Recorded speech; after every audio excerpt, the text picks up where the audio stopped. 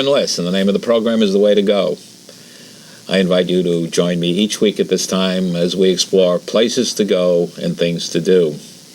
Today we're going deep down into the ocean, and we're going to explore the wreck of the Titanic.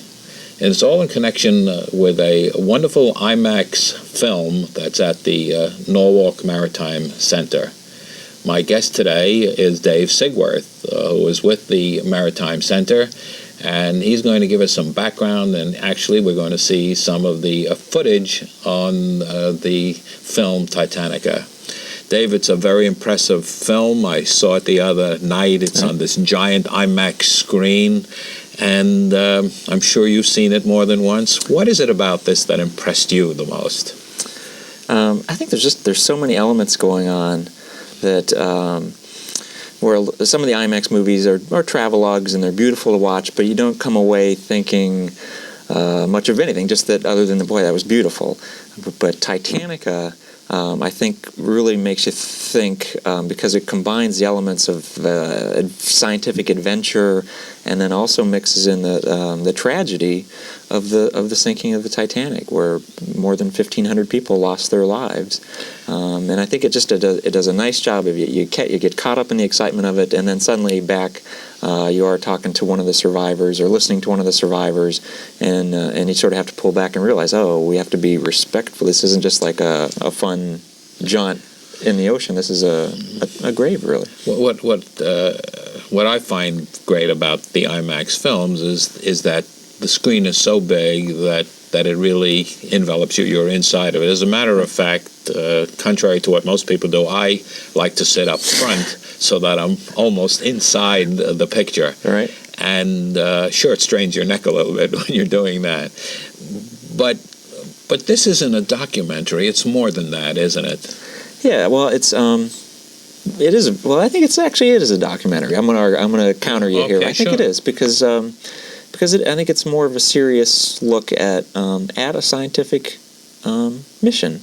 Well, the science comes very clear because the participants are scientists who really went into this. And let's talk about that a little bit. How did that all happen? Who are these scientists? Okay. All right. Well, just from the beginning, let's start. This was the movie depicts the fourth expedition down to the wreck. The wreckage was discovered in 1986, and this movie was filmed in 1991.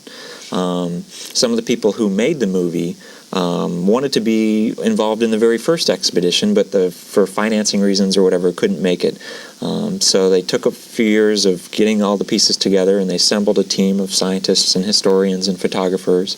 They got a scientific research vessel from Moscow, and the IMAX people were involved in the Stephen Lowe film production. Stephen Lowe was the director of the movie.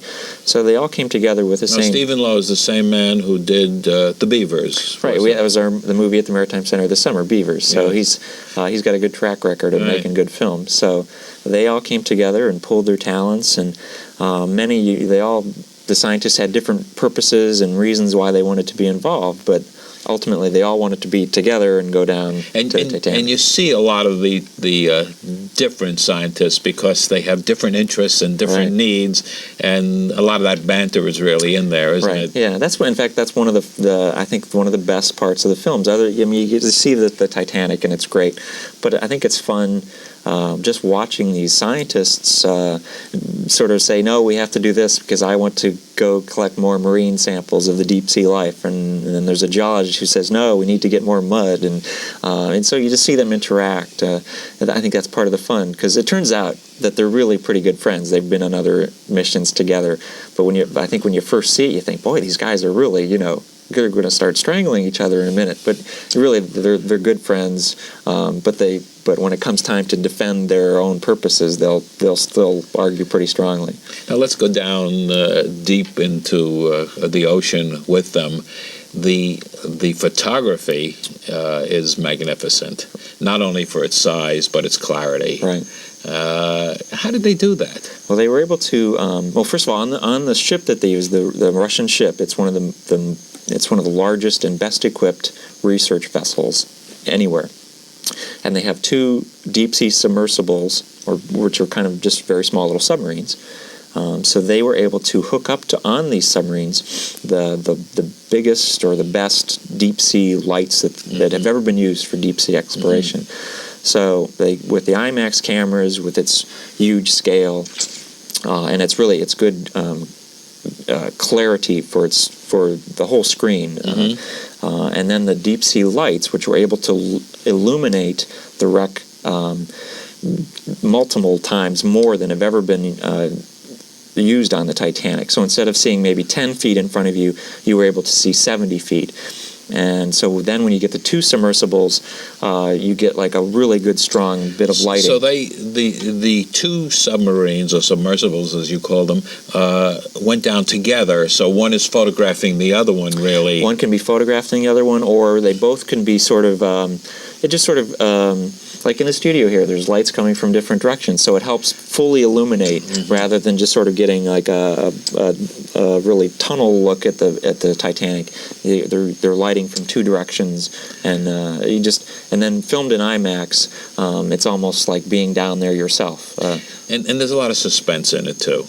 There is, because at first, although they plot out where they think that the wreckage is, they're not sure. Right. And so there's a feeling of, where are we? Are we getting close? And that's, I think, if they'd just shown them going down and finding it right away, I don't know if that's an accurate depiction of really any scientific mission. There's going to be some problems and snafus, and I think this one in the movie, what happens is they go down and they're not where they thought they were, or at least the ship isn't where they thought it was. So it takes a while to find the wreckage, and slowly they do start encountering the coal, which was there were tons of it spilled from the wreck, and then eventually they find the stern section and then the bow section, and the rust which they find, which kind of points a trail, because as the metal is eroding, the rust is lying there. Right. I mean, that's amazing stuff to see. Right. It's because they're calling them rust rivers, in fact, and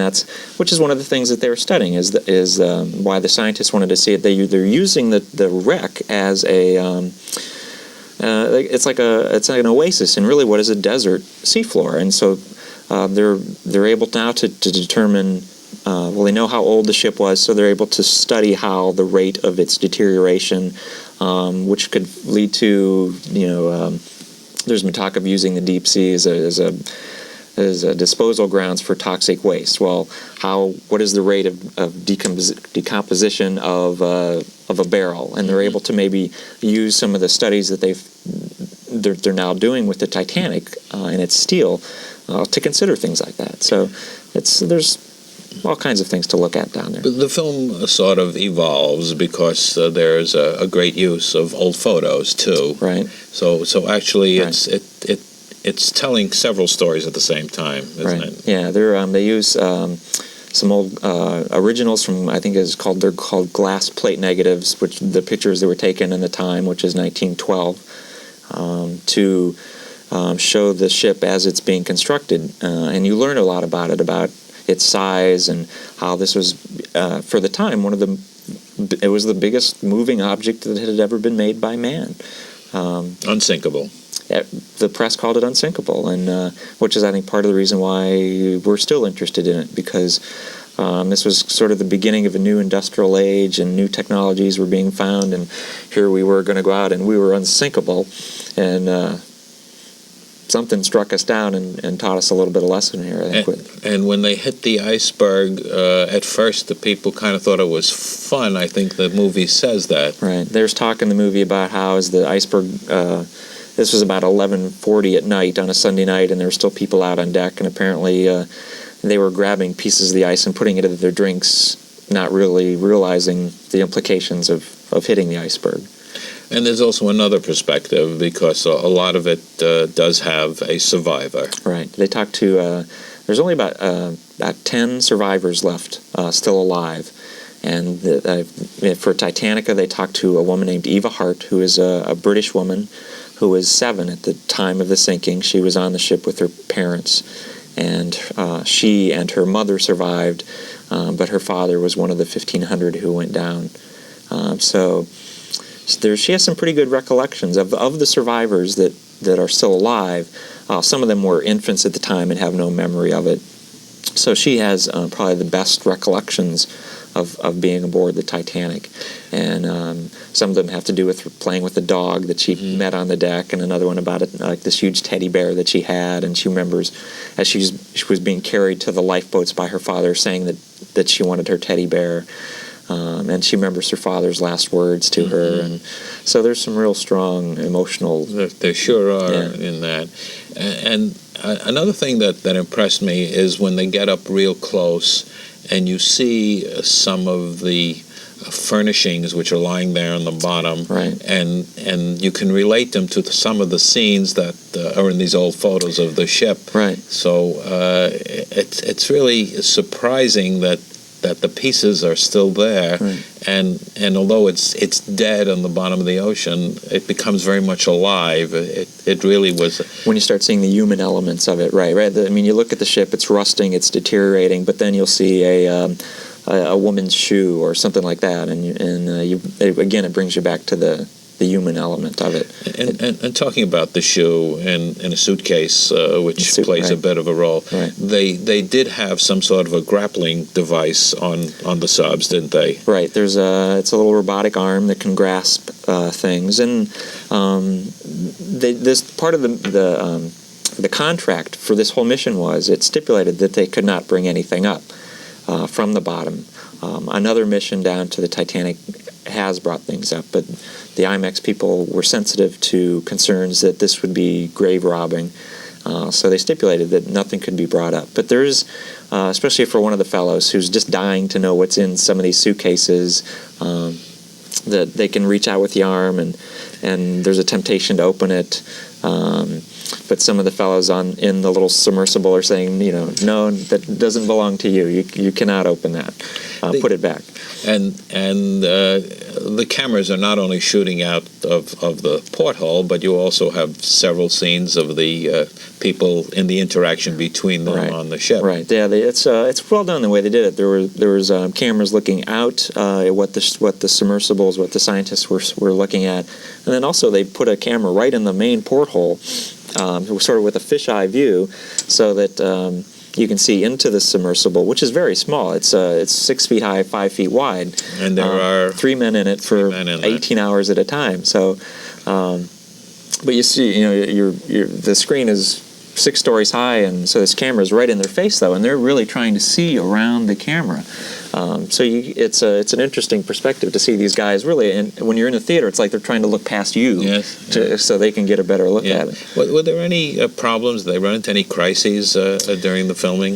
I think there were just some small, a couple occasions where I think there's a really minor current at the bottom where the submersibles maybe did bump into the hull a little bit, and there is one occasion which is shown in the movie where they were trying to get a peek in. I think that it's while they were at the stern of the Titanic, that they did kind of get hung up a little bit in an overhang, and that provided a tense moment or two as they tried to back the submersible out without getting caught, because these are vehicles that are independently controlled. They're not on a tether up to the ship, and so if they were to get caught up down there or to damage their ship that would create a leak or whatever, there really would be no way out. They would be part of the Titanic's. How far down are they?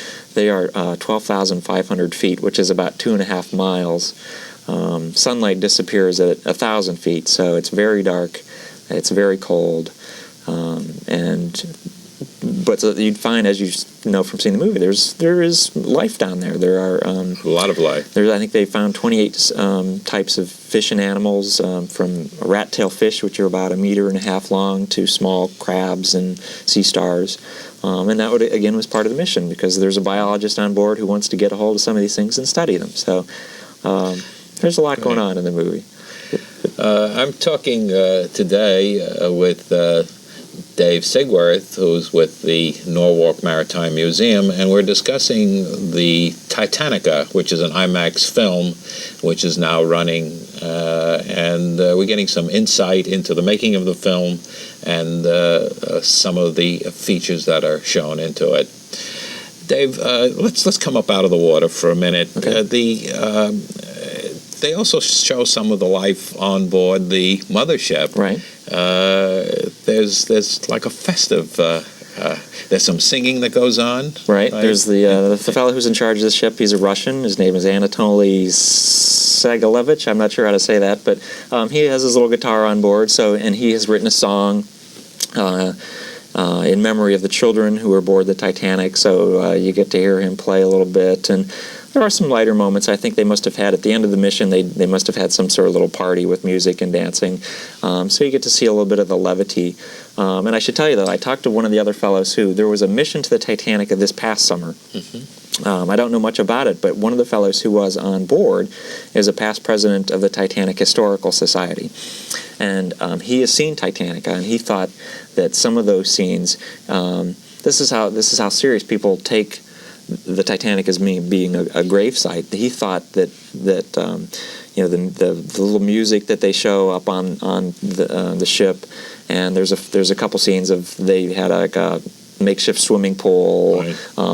He thought even that was inappropriate because that's you're at a grave site, and he thought that was wrong. So I mean, it's interesting to see, but then you hear perspectives like that where. But that's what took place, and right. And even though they're serious scientists and serious filmmakers, life goes on. Right. Life goes on, and people really do take very seriously. There's one man who's depicted in the film who's a collector. Right.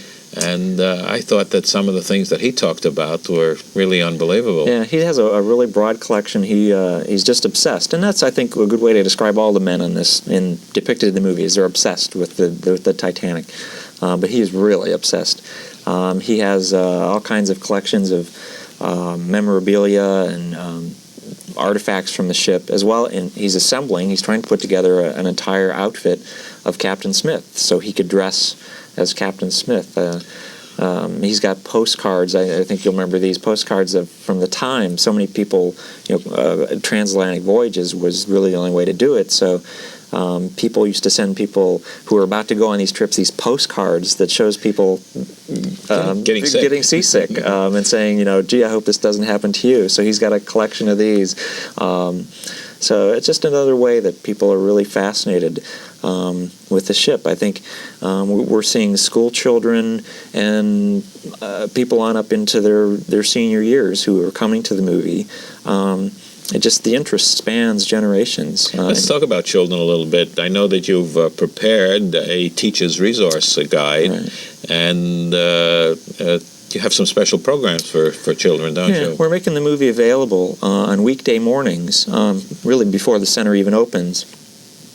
So school groups who want to come, we're sure that there's teachers out there who are including the Titanic as part of their studies. So we're making the film available to school groups because we should say that right now Titanica really is only showing on weekends in the evenings and afternoons. So we wanted to make it available to teachers and school groups to come see. Then we have a resource. Let's talk a little bit about that. Yeah. You have the Teacher's Resource Guide, and this is available to teachers who contact the center. Right. They contact us, make a reservation for their group. What number should they call? Just the general number for the Maritime Center. That's area code 203-852-0700. And they should ask for push extension 206. And when we make our reservations, we would send out one of these teacher's guides, which has all kinds of information about the ship, and then also it suggests certain activities or further courses of study from things that they could do to study, the deep sea, or compare the sort of the societal aspects of what I think the book compares. It tries to teach kids that maybe for the time of the early 1910, 1912, this was the sinking of the Titanic was something like what we went through with the loss of the Challenger space shuttle. Mm-hmm. Had that sort of impact on people at the time. Right. Now, let's talk a little bit about the hours. You said that it's only showing for the general public on weekends. And how many showings a day are there? On Fridays it's at 7, Fridays at 7 and 9. On Saturdays at 4, 7 and 9, and then on Sundays at 4 and 7. There's another movie playing during the day usually, but this is just sort of an additional film, and we should say it's 95 minutes long, which is just the second 95-minute or feature-length IMAX movie ever made. So for that reason, it's also special. So. Now, you say there's another IMAX film running during the week? Yeah. Which one is running It's now? called Search for the Great Sharks, and it tags along. If you think seeing the Titanic on a giant screen is interesting, you just see great white sharks coming out the water at you. So it's playing on the hour 11 to 3, between 11 and 3 daily. That's 7 days a week. The Maritime Center is open 7 days a week? 7 days a week, except for Thanksgiving Day and Christmas Day. But we're open New Year's Day, and there's a lot going on. And Titanica is shown actually for the 7 and 9 when the other part of the museum is closed. Right. Unfortunately, yeah. So that people come just to see that film, but it's doing very, very well. Yeah. Although on Saturdays you can come at 4, yeah. So you could come to the center first, do the whole tour, and then see the movie at 4. We give you an opportunity to do that. Let's talk about we've done it before on this program. Let's talk about the Maritime Center, just in general terms. Okay. What is it, and is there anything special going on at this time? There's a few things. Just a quick explanation. The Maritime Center it's sort of 3 things. It's the IMAX theater. It's a aquarium that is specifically devoted to the animals in Long Island Sound, but that includes seals and sharks and other things. And then there's a Maritime History Hall that has all kinds of nautical artifacts and sort of hands-on interactive things about piloting boats and just the history of man and the sea, especially as it relates to Long Island Sound. One of the special things is sort of related to Titanica. We have we've been able to find some artifacts from the Titanic. None of these were brought up from the bottom, but they were taken either from people who were survivors of the ship, or just were on parts of the initial voyages which went from England to France to Ireland before it started across to New York. As I guess people do today, lifting hotel towels, they managed to grab a piece of silverware or plate just and now it turns out to be very valuable because of what happened. So we have some of these, and we also have some memorabilia about like song lyric sheets. There were a lot of songs written after the sinking, and there were some movies made. So we have some lobby cards from I think the most famous movie is A Night to Remember, made in 1958. But you also have something else which is very impressive, and that is the models of the ships. Right. In the movie, there's a working model of the ship as it looks today at the bottom of the sea. The ship broke into 2 parts as it sank. So in the movie, they have this little working model, and I think you see it where one time they're doing some soldering it to sort of make sure that it looks exactly. I think they used it to figure out where they were as a guide of sorts. So we happen to have that now at the center, so you can sort of get a good look. The movie shows you really well what it looks like now in different parts, but it's nice to get a full perspective on the whole ship.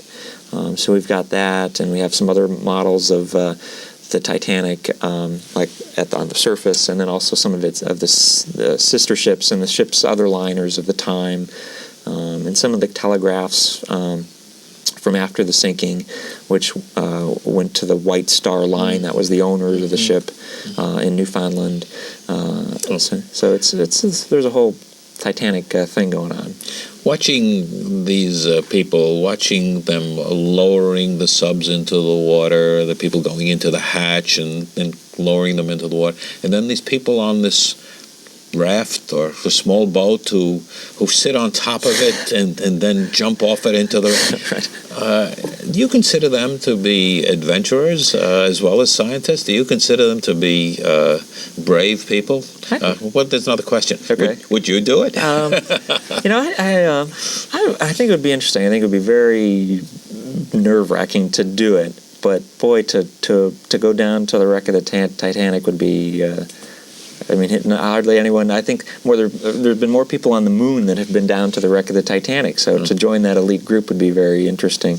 To be out though on a little raft in the North Atlantic, trying to grab onto one of these submersibles as it comes up, I'll pass on that though. How about you? No thanks. I don't even ride on roller coasters. So. I think that spirit, not only of science and exploration, I suppose it's like the astronauts too, going out there into this unknown world.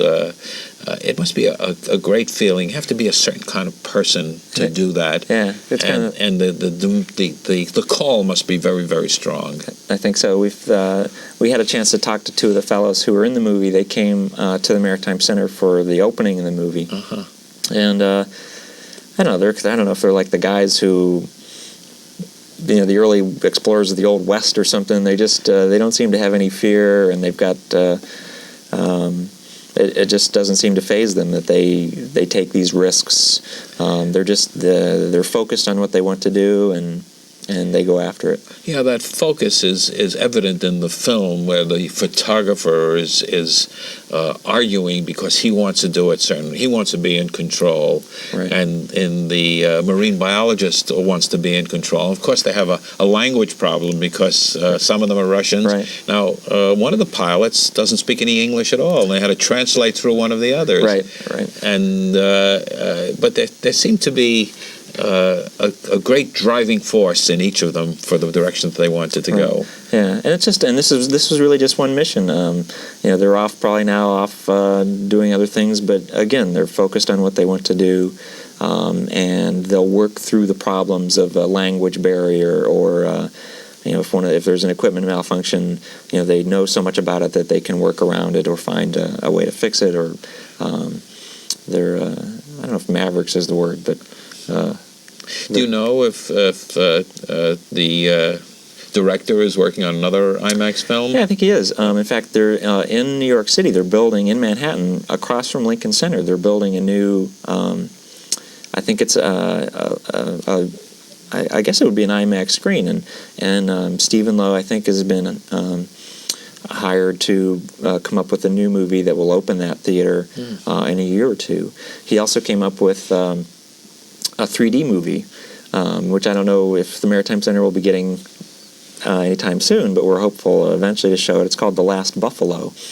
3D meaning with glasses? Yeah, only these are kind of, I'm not sure, because I haven't seen them yet. I don't know how they work, but there's some sort of liquid crystals or something. They're not like the little things you had from the 50s, one pink, one red, one blue lens. But and that's part of the changing technology. I think they're expanding the ideas of IMAX rather than just coming in and seeing it. They're trying to involve you even more. Some of the little amusement, there's a couple places in the country that have these things where you actually get in these little vehicles and it makes you, like the vehicle moves and makes you feel like you're part of it. So there's different... Well, we've moved to the point where we've run out of time. Okay. And I thank you very much for coming. Thanks. My guest today has been Dave Stigworth of the Norwalk Maritime Center, and we've been talking about Titanica. It's a big picture in many ways. Go see it. My name is Norman Liss. The name of the program is The Way to Go. Until next week at this time, enjoy yourself.